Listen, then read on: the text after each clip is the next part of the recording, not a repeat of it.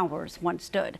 Today, Americans are marking 22 years since September 11th. Nearly 3,000 people died, as you know, in the terror attacks that forever changed our world. President Joe Biden, returning from Asia, marked the solemn anniversary alongside service members in Anchorage, Alaska.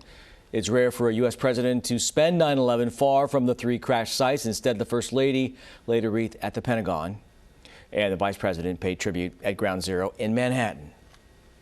And my poppy, Gerard Patrick Frank, firefighter from Rescue Company 3. I miss you and love you. I wish you got to take me fishing. 22 years later, DNA testing continues. Just last week, the remains of two more victims were finally identified. Meantime, more World Trade Center responders and survivors continue to be diagnosed with medical conditions from the smoke and debris from the September 11th attacks. CBS 13's Steve Large is live with the local chaplain who was just diagnosed with PTSD 2 decades, Steve, after serving at Ground Zero.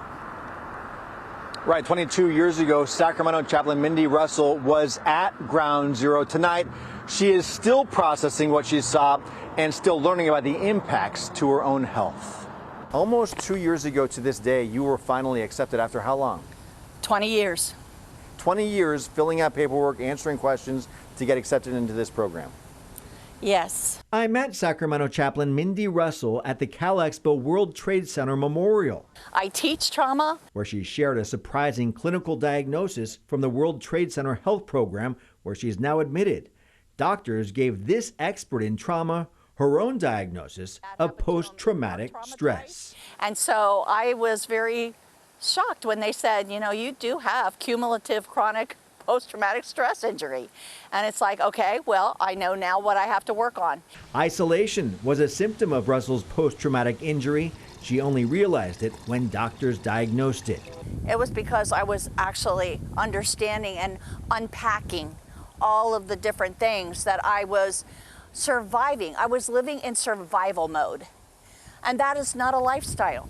This was my hard hat. Russell spent 16 days at Ground Zero. She has a collection of mementos from her mission, where she served first responders in the first hours after the September 11th attacks. The environment was not as safe as people thought. Just because the smoke goes away doesn't mean those particles went away, you know. Russell's grateful she was called on to serve. But you have a choice whether you get bitter or better.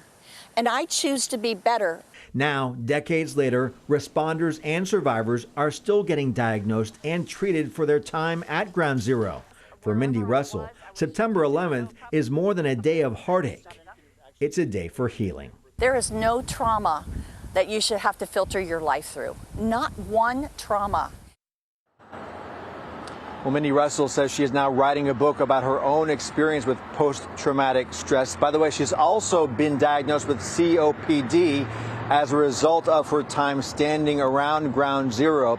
As a result, she can no longer be dispatched to new disaster zones. I think all three of us have interviewed Mindi, and we're just struck by how strong she is, right, Steve? I mean, such a special person.